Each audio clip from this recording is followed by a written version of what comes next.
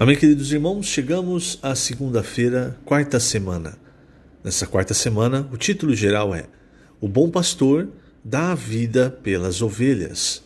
O título desta segunda-feira, Jesus veio ao mundo para juízo. E o versículo, João 9,39. Prosseguiu Jesus, eu vim a este mundo para juízo, a fim de que os que não veem vejam, e os que veem se tornem cegos. Senhor Jesus, obrigado, Senhor. Obrigado por mais um dia. É na Tua presença que nós queremos contar todos os nossos dias, permanecendo no Teu santuário, permanecendo na Tua pessoa, na Tua presença, amado Senhor. Tu és o bom pastor que deu a vida por suas ovelhas. E hoje, esse bom pastor tem nos conduzido, tem falado conosco, tem nos dado a direção para o reino. Obrigado, Senhor. Obrigado por tudo o que o Senhor tem feito em nossas vidas. Nós temos sentido através da Tua palavra, a Tua presença. Nós temos cada vez mais sido expostos, como ainda permanecemos ligados à fonte da árvore do conhecimento do bem e do mal. Como ainda estamos presos em fazer as coisas por nós mesmos, por aquilo que aprendemos, por aquilo que conhecemos. Nós queremos deixar tudo isso aos Teus pés, Senhor. Abandonar tudo isso para seguir o Senhor, para seguir a direção do Teu Espírito. Que o Senhor tenha misericórdia de nós. Nós não queremos, nós que enxergamos pela Tua luz, nos tornarmos cegos. Pelo contrário, até o fim, Senhor, nós queremos Te seguir, nós queremos a luz da vida, a luz que nos dá direção, a luz que nos dá a Tua presença, a Tua pessoa. Tem misericórdia de nós, Senhor. E até o fim, continua falando conosco. Continua brilhando, como o Senhor tem feito a cada dia nos nossos corações. Obrigado, Senhor. Jesus é o nosso Senhor. Muito bem, queridos irmãos, esse versículo 39 do capítulo 9, em que o Senhor diz, eu vim a este mundo para juízo, a fim de que os que não veem vejam, e os que veem se tornem cegos. Do que o Senhor estava falando? Então veja, qual que é o contexto aqui? O contexto era que esse homem que nascera cego, não enxergava, e pela palavra do Senhor, lembra a saliva misturada com a terra, que untou os olhos, passou nos olhos daquele cego e mandou que ele se lavasse no tanque de Siloé. Isso fez então com que aquele homem voltasse a enxergar. Não que o Senhor precisasse fazer tudo isso, bastava que ele dissesse, volte a ver, e o cego veria. Mas isso mostra para nós, é um sinal, irmãos, uma figura. Nós vimos isso a semana passada. E aí, esse cego, então, ele volta a ver. Por isso, a fim de que os que não veem, vejam. Todos nós, irmãos, que recebemos o Senhor, todos nós que cremos, nos convertemos, antes não víamos nada, éramos cegos. Como Paulo diz em Efésios 2, nós estávamos no curso desse mundo, mas nós vimos a luz do mundo, o Senhor brilhou nos nossos corações e, graças à sua misericórdia, então, nós nos convertemos, nós recebemos o Senhor, cremos na sua obra, e passamos então a seguir o Senhor, a seguir a luz da vida. Só que aqui ele diz ainda assim, os que veem se tornem cegos. Não quer dizer, irmãos, que o Senhor veio para fazer isso, mas ele veio como um marco, e a sua vinda estabeleceria esses dois grupos. É uma consequência da sua vinda. Então, por exemplo, aqui nós temos um homem que não via e que passou a enxergar. Em detrimento disso, nós tínhamos aqui mesmo, nesse capítulo, vários homens que achavam que viam, que eram as autoridades judaicas, mas que, na verdade, quando o Senhor chegou, eles se tornaram cegos, porque não queriam ver a luz do mundo, a luz da vida. E quando você vai para João 9 e você vê esse tipo de conversa que eles tiveram aqui com o cego, não foi nem com o Senhor, foi com o cego, você vê o quanto a arrogância humana ela pode contribuir para nós para o ser humano, né, permanecer cego. Hoje, por exemplo, você vê pessoas zombando de cristãos, pessoas zombando da fé de cristãos, né, em sua grande maioria, pessoas que não creem em Deus. E essas pessoas, pode notar, todas essas pessoas, elas são muito arrogantes, acham que estão enxergando e que é o cristão que está sendo enganado, é o cristão que está sendo manipulado, enfim. Você percebe agora o que o Senhor diz? Quando ele vem ao mundo, irmãos, quando ele chega como o Filho do Homem, ele estabelece um marco. Daqui para frente, muitos que não viam vão passar a ver, mas muitos que viam ou que achavam que viam se tornam cegos. E aqui, principalmente, ele estava se referindo aos judeus, à autoridade dos judeus, principalmente. Por quê? Veja essa conversa que os fariseus, eles tiveram com o cego. Eles perguntaram para ele quem foi que lhe abriu os olhos. E aquele cego não, ele estava alheio a essa disputa da liderança judaica. Então ele não conhecia Jesus. Pelo menos até então, não é? E aí ele disse para os fariseus, versículo 30, nisto é de estranhar que vós não saibais de onde ele é, e contudo me abriu os olhos. Sabemos que Deus não atende a pecadores, porque eles estavam dizendo que Jesus era um pecador como outro qualquer. E aí o próprio cego disse, veja como esse cego estava enxergando melhor do que aqueles que tinham tanto conhecimento da lei. Então ele disse, sabemos que Deus não atende a pecadores, mas pelo contrário, se alguém teme a Deus e pratica sua vontade, a este atende. Desde que há mundo, jamais se ouviu que alguém tenha aberto os olhos a um cego de nascença. Se este homem não fosse de Deus, nada poderia ter feito. Mas eles retrucaram, tu és nascido todo em pecado e nos ensina a nós? E os expulsaram. Está vendo a arrogância, irmãos? Nós precisamos perceber, não seja arrogante, principalmente diante das coisas espirituais.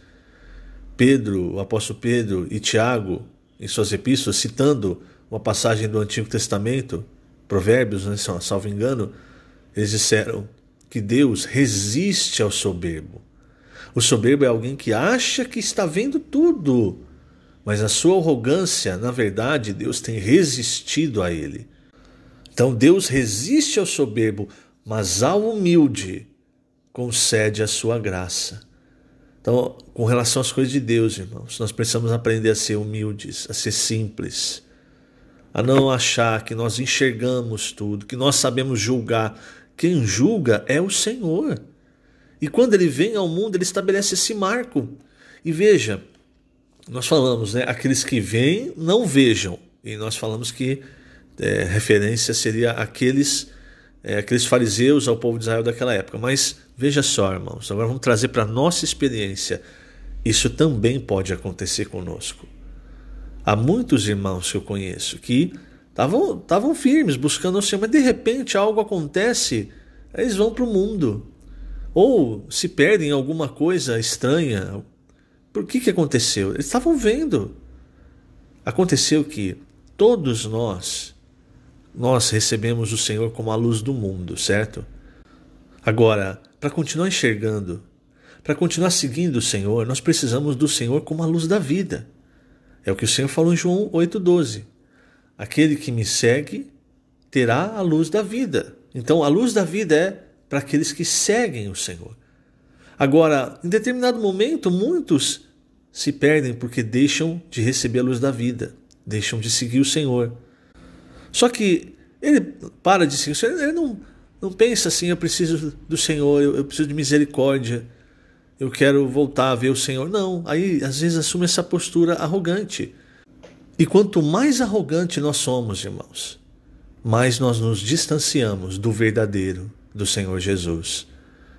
E com relação à luz da vida, eu já disse várias vezes, irmãos, isso, e é o meu sentimento. Uma pessoa que é arrogante, ela não consegue enxergar isso. Mas a palavra profética, irmãos, ela é dada àqueles que querem buscar o Senhor de coração puro, aqueles que são puros de coração, que aceitam receber a ajuda da palavra, ajuda daqueles que o Senhor enviou, que o Senhor escolheu para falar e que o Senhor deu a palavra profética. E aí ela vem exatamente, é uma expressão do Senhor como a luz do mundo, nos direcionando. É por isso que Pedro ele diz que a palavra profética ela brilha como uma candeia nesse mundo tenebroso.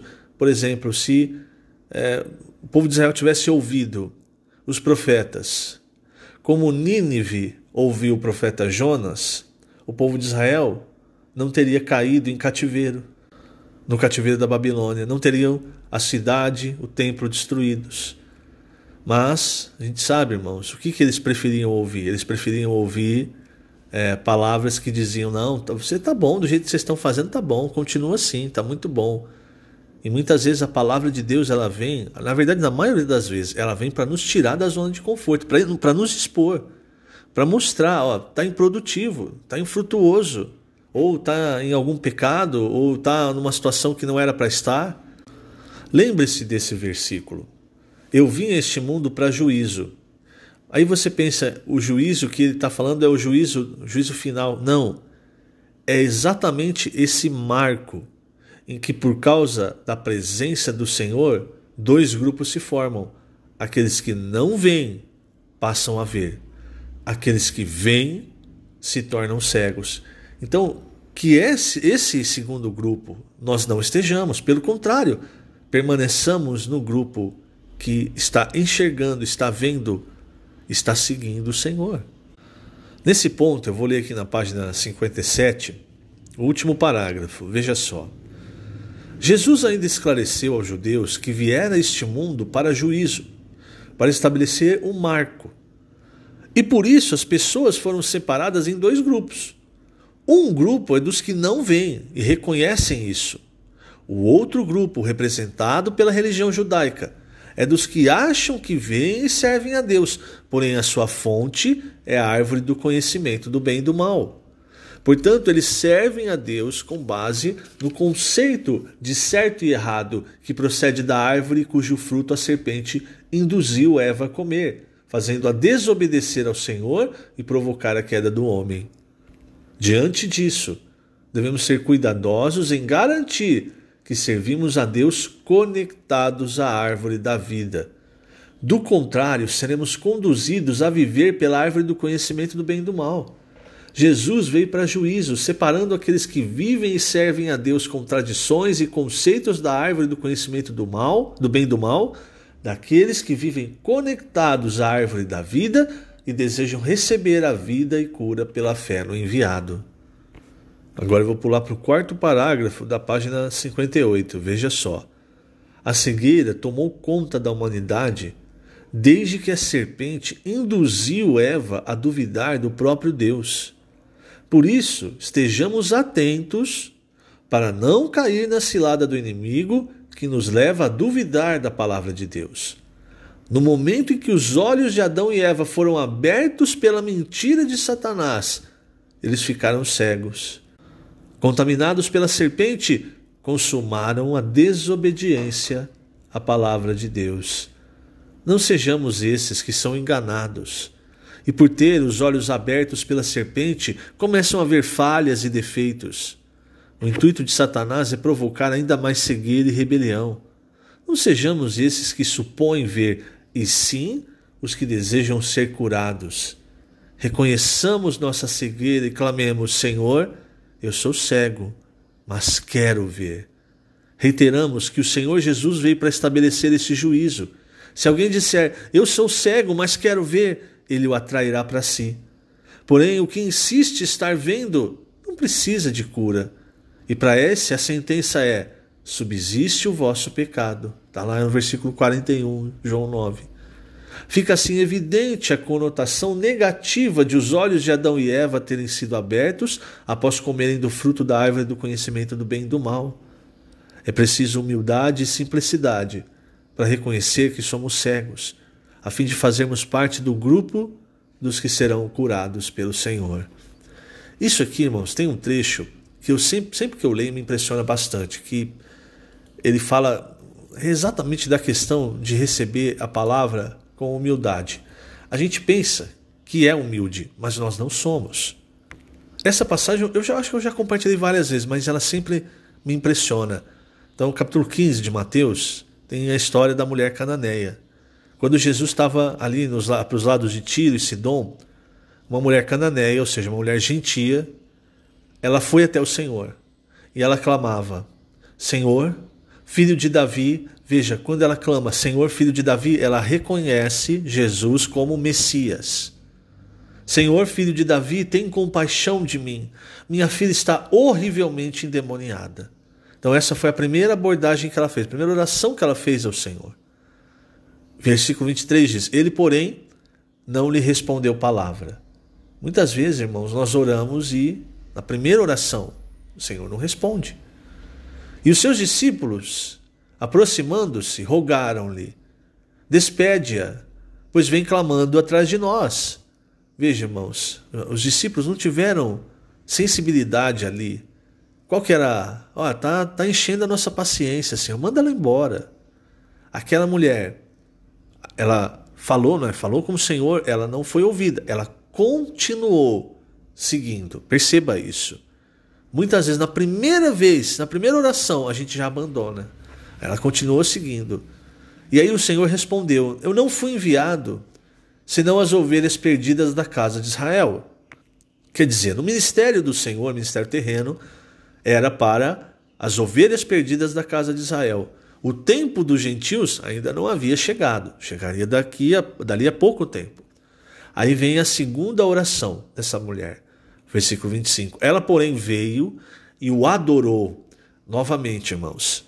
Para ela ter adorado o Senhor, ela reconhece o Senhor como Messias, como enviado, como Filho de Deus.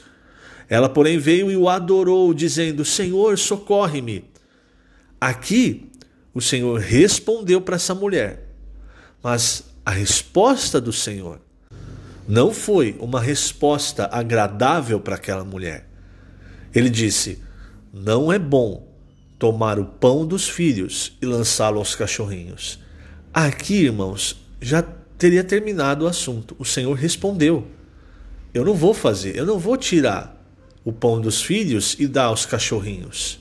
Quer dizer, é o que ele havia falado antes. Eu fui enviado para as ovelhas perdidas da casa de Israel. Os cachorrinhos seriam os gentios.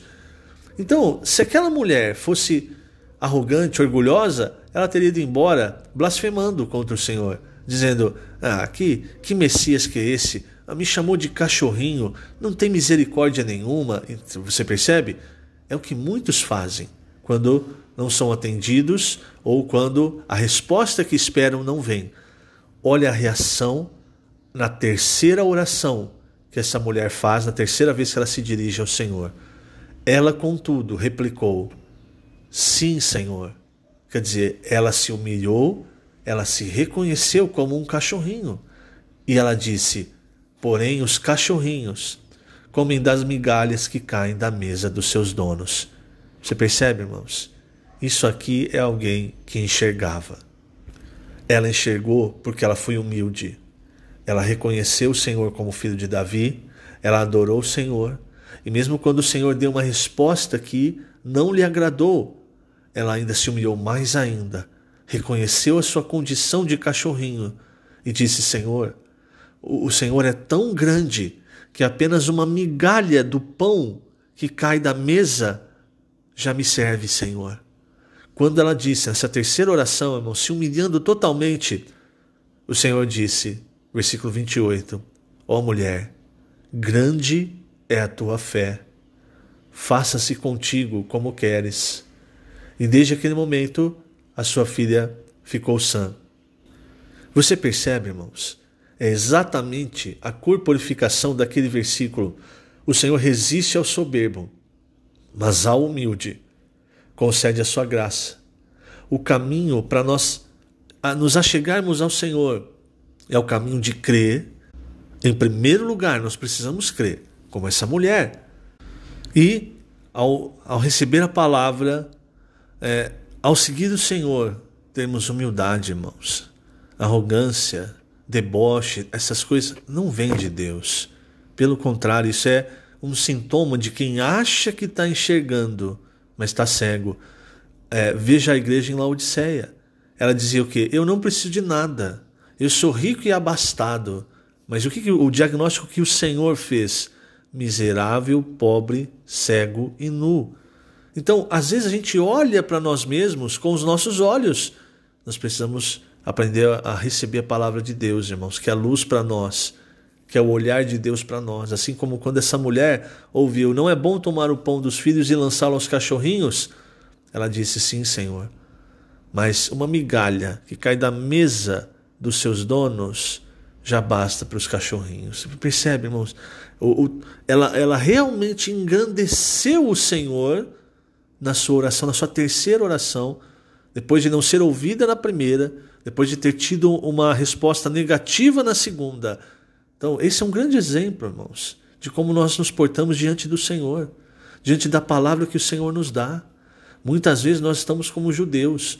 Os judeus estão recebendo o pão, estão ali à mesa, estão comendo o pão, estão dizendo, como o povo de Israel dizia, esse pão vil, esse maná, pão vil. Percebe?